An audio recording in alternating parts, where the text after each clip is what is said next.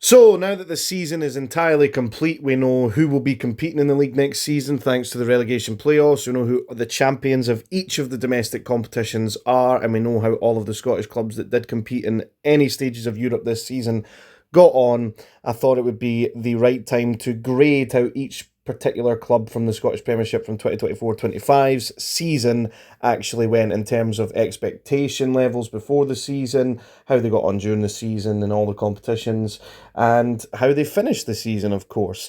First of all, though, if you are new around here, please consider liking and subscribing and checking out some of the other content on the channel. We actually, unbelievably, just passed 10,000 subscribers today, which is absolutely magnificent, and we're actually hurtling quickly towards 11,000, so thank you very, very much for that. Those who have been around since the get-go will know that I never set any sort of goals or targets in terms of subscribers or anything like that. I just wanted to showcase some Scottish football stuff and some SPFL RTG stuff and some other stuff that I find enjoyment in, like gaming and WB content as well. So thank you very much to everybody who's felt it necessary after watching any of the content to subscribe to the channel. But without further ado, let's get into each particular club's season and how I would grade them. So we're going to be going in order from bottom to top, as I think that's the way to do things. Starting off with St Johnstone. Of course, they started the season with Craig Levein in charge, and were probably the bookies' favourites for relegation from the get-go, and that is exactly what happened. I think consistently throughout the season, St Johnstone fans, they have been the worst team throughout the course of the entire season, and they did deserve to go down in the end. It's a shame for them because you could see the football they were trying to play, particularly under Simo Valakari, and I think as it stands, it looks like he'll be the man to take them forward in the Championship next season. Can they come back up? Potentially, yes. We'll see how that transpires. However, in the Cup season, they did manage to put together a Scottish Cup run and get to the semi-final, where they were soundly beaten by Celtic in that semi-final, which, you know, any team can be beaten by Celtic when they're at their best on their day, so I don't think that that is too shabby in terms of the cup run. However, the league's the bread and butter. They'd spent 16 years in the league and they have gone down automatically without even the chance to save themselves in the playoff. However, it was ripped away from them in the second last game, where Ross County were awarded an extremely dodgy penalty to finish it off. Would they have lost to Dundee if they'd not already gone down? I don't know, but you know, it's a tough one to call. However, based off the season as a whole, I mean, can you call it an F plus? Or I would say they got relegated, so I feel like I need to give them an F. But the cup run, you know, is a little bit of a positive throughout the season. On to Ross County, who for the third season in a row finished in those playoff spots, but this time it was a step too far for them, obviously losing to Livingston in the playoffs the other night, meaning that they too have been relegated from the Scottish Premiership.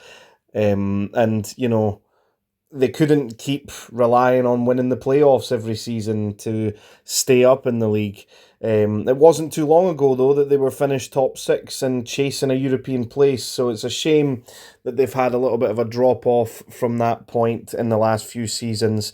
But this is where we find ourselves now, that Ross County, they just played with fire too much and eventually got burned. They seem to start seasons okay, Ross County, get a few decent results, and then towards the end it just seems to tail off entirely in the past few years. I mean, no wins in their last 5 matches. Obviously that big loss to Livingston as well. They probably didn't even deserve to get back into the game against Livingston in the first leg of the playoff.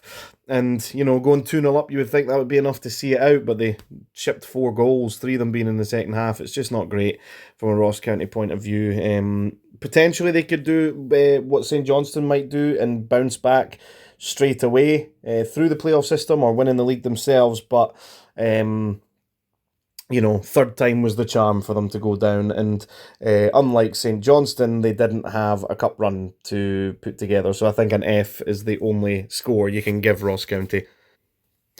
On to Dundee. They got their top 6 finish last season, but this season they only secured safety in the final game of the season, and of course have sacked manager Tony Docherty because of it. Even with that though, I think that was still the wrong choice.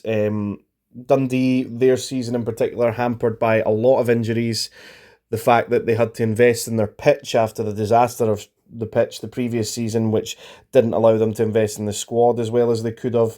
They lost their captain in Luke McCowan a few games into the season as well, and then you had the little stigma around Lyle Cameron signing for Rangers in January, and that kind of put a little bit of a damper on things. At times they did well in certain games.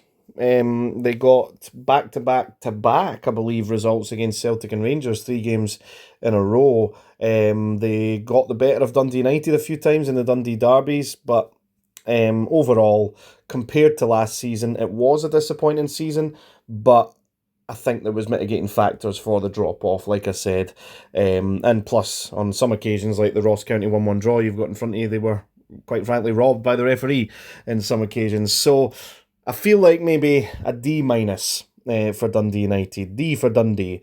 Dundee, not Dundee United. D for Dundee in this case. So I think that's a fair D minus for them in this case. On to Kilmarnock, a team that started the season in European qualifiers. It's been a very up and down season for Kilmarnock. Of course, they've lost manager Derek McInnes right at the end to Hearts. Stuart Kettlewell has now been appointed, and I've already made my thoughts known on that. If you want to find those out, you can check out that video. But, you know, I do think it's a case of something we've seen in the past few seasons, teams being hampered by having to compete in European football and the squad's not ready for it. Kilmarnock did start the season with a few injuries as well, but their discipline has been a massive, massive hamperer for them at times. 9 red cards this season as well. It's just not great. But they did finish comfortably safe. Their away form obviously needs addressed. But in terms of the season as a whole, they played Cercle Brugge in their first qualifier round in the Europa League. And the way that the 2 games went, they probably should have gone through that tie. They didn't. They then went through the next again tie. I think it was Norwegian opposition they played. I can't remember off the top of my head who it was, and they went through, and then they got knocked out in the playoffs by Copenhagen. A little bit unlucky in the 2 legs, you would say. They gave them a good account of themselves. They just didn't end up getting through, unfortunately, to the group stages. In that time, league-wise, while they were still in the qualifiers, they were getting torn apart left and right. Danny Armstrong, of course, was injured at that point and not really making appearances. I think probably a D plus for Kilmarnock, though, because it was a relatively large drop-off. And, you know, they, at times this season, threw away big results as well. The one that comes to mind straight away was when they went 2-0 up against Rangers at Rugby Park and then just threw that result away in the second half. I think it ended up 4-2 Rangers. And at that point, you're playing a Rangers whose confidence is on the floor as well, so you should be able to get the job done at that point. But I think a D plus might be fair for Kilmarnock. Motherwell, I mean, one that's a pretty strange one to look at. They started the season with Stuart Kettlewell in charge. He left during the season for personal reasons. They get Wimmer in, and now he's left as well. So they're looking for a manager at this point in time. They've also been ravaged by injuries at times this season to key players as well. They've picked up a few big results along the way. Again, though, I think a D plus is probably fair for Motherwell in terms of how their season has gone. They don't have the biggest budget in the league, so, you know, maybe you've got some clubs that should definitely be finishing top 6. So maybe Motherwell are there or thereabouts where they should have been. They potentially could have gotten that last top 6 spot right before the split as well if fixtures had gone their way. So maybe a D plus is harsh. Maybe a C minus might be more prudent for Motherwell. I'm leaning towards those 2 grades for them anyway. Let's see who ends up taking charge of Motherwell going into next season. I, of course, believe it will be Tony Docherty. We'll see who it ends up being, though. On to Hearts. They, of course, finished 3rd last season, and with Celtic winning the Scottish Cup, well, it wouldn't have really mattered who won the Scottish Cup out of Celtic and Rangers. They would have got that 3rd place spot, guaranteed European football because of it, where they played Victoria Pilsen in the playoffs. And it's amazing because Hearts definitely should have won that tie if you remember watching it, and Victoria Pilsen actually ended up going decently far in the Europa League as well. So it's a strange one when you look at that, particularly how Hearts Conference League panned out. Started off really, really well, 2 victories on the bounce, and that should have meant that they just needed one more win with their easiest opponent left to come at the end to go through. And we all know how it panned out. They bottled it at the end and didn't go through. They, of course, started the season with Stephen Naismith in charge, floundering at the bottom of the league for the longest time. Naismith gets a sack, Critchley comes in, kind of gets a little bit of a bounce to start with, but the biggest complaint that the Hearts fans had from Critchley was that he just could not get the job done in the big games. And it was evident that that was the case. They should have gotten, one of them, of course, under Naismith, they should have gotten at least 3 wins over Rangers this season at times, and came away with none. So there's that. They put in good performances against the likes of Celtic at times and then didn't come away with a win. I think it's their biggest amount of defeats in the Edinburgh Derby in a season in a while. It's the big games have cost them, of course. Again, mitigating factors in the Scottish Cup semi-final against Aberdeen, where they did go down to 9 men in that game. I think maybe they could have gotten through that game had they not gone down to 9 men. But overall, the drop-off from Hearts was massive. It was too late in their season to salvage top 6. And it was definitely doable when you remember where Hibs were at the same time. They could have salvaged it. So, as much as, I was saying Motherwell might be a C-, considering Hearts' expectations, the squad that they have on paper, the bottle job in Europe, not just in the playoff against Pilsen, but in the Conference League group stages in full, the amount of time they spent floundering at the bottom, all of the big game results that didn't go their way. I think a D- is probably what you're going to have to give Hearts. Of course, they've got McInnes in charge for next season with a £10 million investment coming in as well. They've signed Elton Kabangu on a permanent yesterday, so they'll be looking to, without the European football, definitely kick on and at least get into the European places next season, if not challenge for that 3rd place spot. On to our first team of the top 6 then, St Mirren. Their post-split was amazing. They probably, looking at the fixtures there, they were very close to beating Hibs, they were very close to beating Rangers, and they were very close to beating Celtic. They almost got 5 wins out of 5, which would have guaranteed them European football, and it's their 3rd top 6 finish in successive seasons. So, they did start the season in Europe as well. They came through a couple of ties. They did end up going out to Brann in the end, which isn't unexpected, but they gave a good account of themselves in it as well. So, the way that St Mirren's season have gone, people don't expect St Mirren to be pushing for top 6, but maybe they should. Now, Stephen Robinson has done a really good job there as well. They've lost some key players at times too, and they've still just seemed to kick on. So, I think, in terms of St Mirren's expectation, consistency-wise, given a decent account of themselves in Europe and being pretty unlucky, I think a B+ minimum is what you've got to give St Mirren, in all honesty. I'm pretty happy with that in terms of the grade for there. Again, maybe that's recency bias with how well they did post-split. Of course, there is 3 draws in there, but if you remember rightly, they had a 3rd goal chopped off against Hibs. They had a goal chopped off against Rangers, I'm sure, as well. And then there was a last-minute goal that Celtic scored to equalise to stop that win happening. And they missed out on Europe by the skin of their teeth. So, B+ for St Mirren in the end. On to Aberdeen. Very, very hot and cold season for different reasons. Again, I think we've said on several occasions that if you were an Aberdeen fan before the season and you were offered the season that they've had where you don't know about the big drop-off in between, but you're challenging for 3rd place right up until the last 2 games.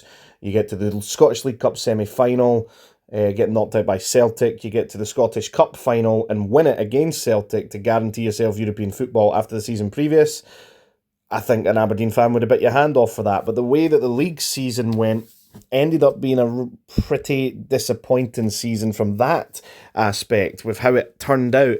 Obviously, Jimmy Tulline comes in with a decent reputation and he gets off to a flyer. Aberdeen unbeaten heading into games. They beat Rangers, of course, at Pittodrie. They got the draw against Celtic at Celtic Park to keep them level on points at the top. Everyone was sitting up and taking notice. It looked 9 points clear of Rangers in October. It looked as though if they could kick on, they would at least split Celtic and Rangers at the top and potentially even challenge for the title.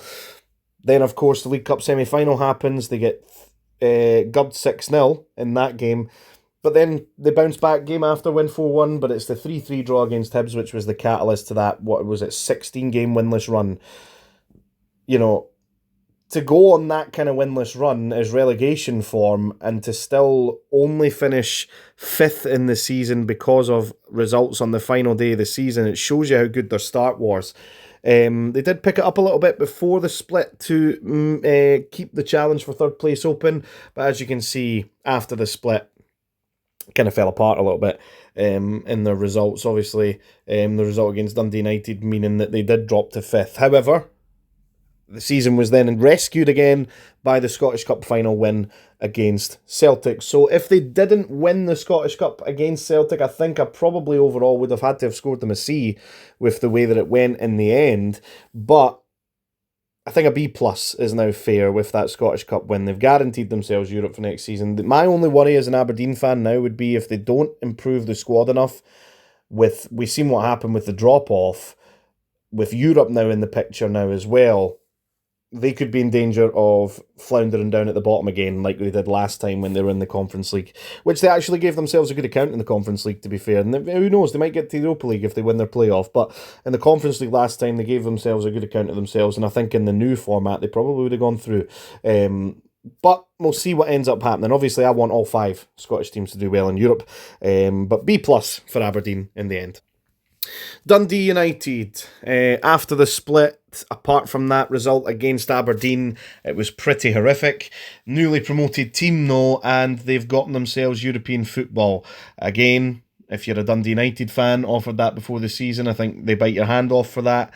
At times it looked like they maybe even could have been securing 3rd place, but 4th in the end, guaranteed European football. Aberdeen's cup win means it's now Conference League qualifiers instead of Europa League qualifiers, but hopefully they get a better luck of the draw this time, not having to play an AZ Alkmaar in your first game, for example, and they can push to potentially get to Europe from there. Obviously they'll be looking to retain the services of Sam Dalby, for example, who is now a free agent. Wrexham aren't renewing his contract, so we'll see what happens there, but I think a B plus for Dundee United is a fair one. Maybe potentially an A could have been on the cards for them, an A minus, but they did have a bit of a drop off on a couple of occasions, so I think that's only fair.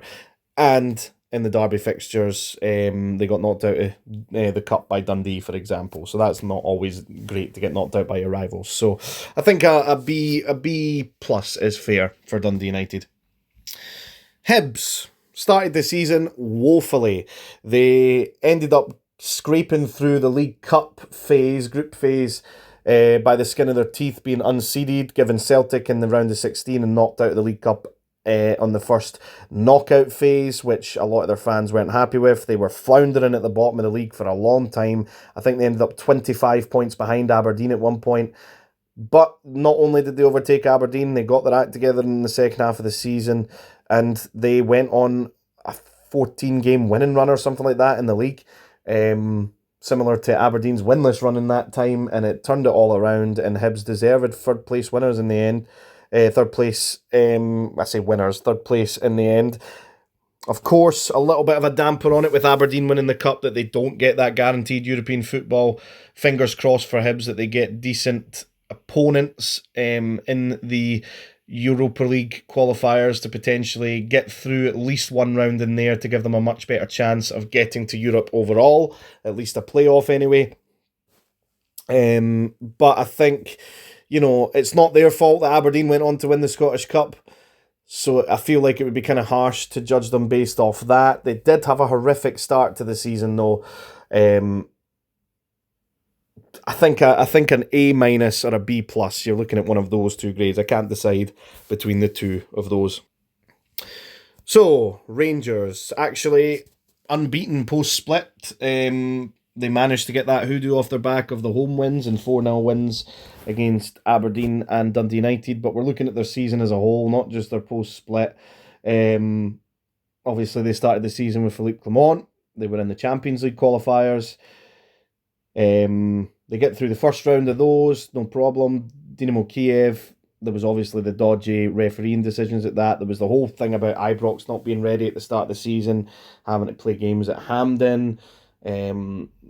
Not winning the opening game of the season for the second season running, falling 9 points behind not just Celtic but Aberdeen as well at the start of the season. And you know, this season as a whole compared to last season, it's not been a competition for the title this season. 17 points, Celtic won it by in the end. It could have been more as well. It could have been less if Rangers had obviously not dropped silly points along the way. Celtic did drop silly points as well. It's mental to think they kept bringing it up that Celtic's last few games, I think Celtic only won like 4 of their last 8 or 9 away games and still finished 17 points clear at the top. Not to mention that Rangers, of course, in the 5 derby fixtures that were played this season, Celtic won the first one, which helped go 9 points clear, of course, after another couple of games.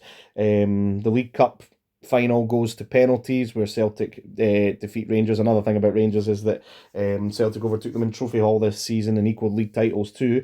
So not a good season from that perspective. But Rangers then go on to win the next 2 derby matches. Definitely deserved at Ibrox. Yes, Hamza Egeman gets a slice of luck at Celtic Park, but they do win that game. And then you get the draw at Ibrox. Again, maybe a little bit of a slice of luck with how that second half went, where there wasn't really any attacking impetus from Rangers. But at the end of the day, when you look at the league fixtures in the derby in isolation, they won 2 of them, drew 1 and lost 1. So, but Celtic still win the league by 17 points. And every time Rangers picked up points in a derby, whether it was 1 point, 3 points, Celtic then went on to increase or keep the lead. So it was, I don't know. From that point, not great. Europa League run, yes, they finished top 8. That's really good. I think when the draw was first made for Rangers, everybody looked at it and went, that is a horrific draw. They're probably not going to do well there. But somehow for them, they managed to get teams like Tottenham and Spurs at the time. Tottenham and Man United at the time, not great shakes. Of course, Man United beat them. But it was a good time to play both teams. Other teams, Nice, that away win was pretty strong. Malmo, Rangers normally should be beating Malmo anyway, but there was the hoodoo around Malmo knocking them out of the Champions League a couple of seasons ago. They got a result against Mourinho's Fenerbahce away from home, which was unexpected. They did get knocked out pretty convincingly by Bilbao in the end. A couple of dodgy decisions in there, but the European runs always seem to take care of themselves for Rangers, no matter how poorly they're doing domestically. Domestically, though, the 17 points, losing to Celtic in the League Cup final, knocked out of the Scottish Cup by Queen's Park, which was the first time ever, I believe, that they'd been knocked out by lower league opposition at home. The winless run at Ibrox and since February, it's just been a season to forget for Rangers. They do have a bit to hang on to going into next season with the takeover happening. It looks like Ancelotti might be announced any day now as well. We'll see how the transfer window goes for them, but overall, if they didn't have the European run, you'd be looking at like a D for Rangers. But I think a C plus or a B minus because of that. But it's been a poor season and a season to forget for Rangers. And on to Celtic, of course. Started the season already in the Champions League thanks to the coefficient points. Next season, of course, they'll need to qualify. The start to the season that Celtic had on all fronts was just all guns blazing. Really good pre-season from them as well. Of course, beating Man City and Chelsea in pre-season. And Kasper Schmeichel coming in to replace Joe Hart in goals as well. Good replacement there. Just kicked on. Broke the transfer record for Arne Engels, which people still have split opinions on. Obviously lost Matt O'Reilly.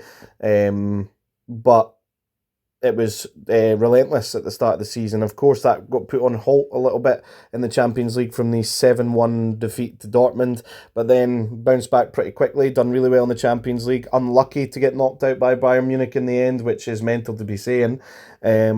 but it is the case. League Cup won against Rangers on the penalty shootout. The league wrapped up really early on, but obviously there was the end to the season, which puts a little bit of a sour taste in the mouth for Celtic fans, in that the treble was not secured. But I've seen a bit of an overreaction online to that. I mean, when did winning the treble become a necessity for you to have a good season? A cup double in anybody's book should be a good season. Yes, should Celtic have won the treble? Yes. Didn't really show up against Aberdeen in the final. The penalties were poor. But at the end of the day, a cup double, a good European run, that's a successful season. I think, given the fact that Celtic did get to the Scottish Cup final and lost, though, I think an A- might be a fair score for Celtic in that case, because, you know, an A or an A plus to me would be like, oh, all of them done, perfect, nothing wrong with it. So an A-, the Scottish Cup final, what the Scottish Cup wasn't picked up. If Celtic had been knocked out of the Scottish Cup early on, potentially an A could have been given, but when you get to the final and you've just beaten the team 5-1 a few weeks prior, or a week or two prior, sorry, with a lesser squad than you put out in the actual final, I think that needs to be reflected on the record. So A-. So that is the score for each of the teams that I'm going to give. It is a longer video than normal, so if you've been here the whole time, thank you very much. If you do agree with any of the points I've made, let me know. If you disagree with any of the points that I've made, let me know as well. Thank you very much for watching. If you are new around here, please like and subscribe, and I'll catch you in the next one.